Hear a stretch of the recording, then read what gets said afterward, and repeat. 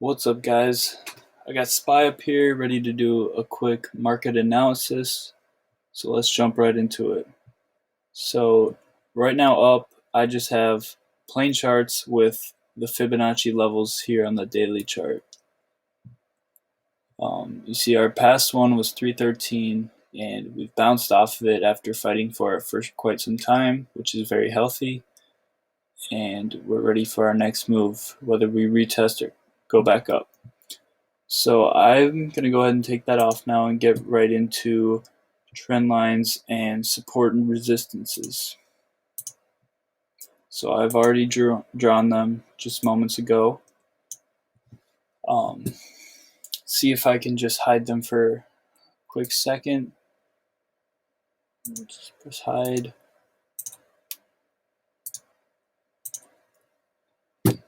One more. Alright, so I've drawn a trend line from the high to the low, and the reason I have these in the place that they are is because of retests and reactions. So we see here comes down to here. We finally found a place where it can connect when we saw rejection here. So we saw here rejected for 2 days, and we popped over. Here we are just this week. So that's a healthy situation to make a move higher. And then our supporting trend line comes from the bottom up here. We have a bounce here, and here we are. So let's go back and unhide all those lines. Okay. Let's go ahead and zoom in. So our 323.41 is our previous high. This was created in early June. This is what we need to break to make a move higher. I suspect with good earnings reports this week, we can make a push in the market. And our next resistance is 325.82. And that would be gap support.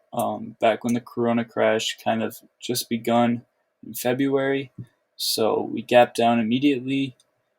So 325.82, give or take a few pennies, is the gap support and now turned resistance. So once we break 323.41, we're looking at that level. And once we break that, that is when the market's really going to make a move. I suspect it's going to take a little while to break that unless earnings are just really good. Because once we do, there's a big gap to fill, and gaps are filled 91% of the time and usually pretty quick. Once you get one candle above here, it's going to get going presumably quick. That happens with typical tickers. This is SPY, however, so we'll see how it reacts. Once we break that 332, our next resistance is just the previous high. So that's pretty exciting, something to look forward to there. I'm going to go over a few tickers after this. But, here we have the foundation here with SPY. So let me know if you have any other requests. I'll go over them. Thank you for watching.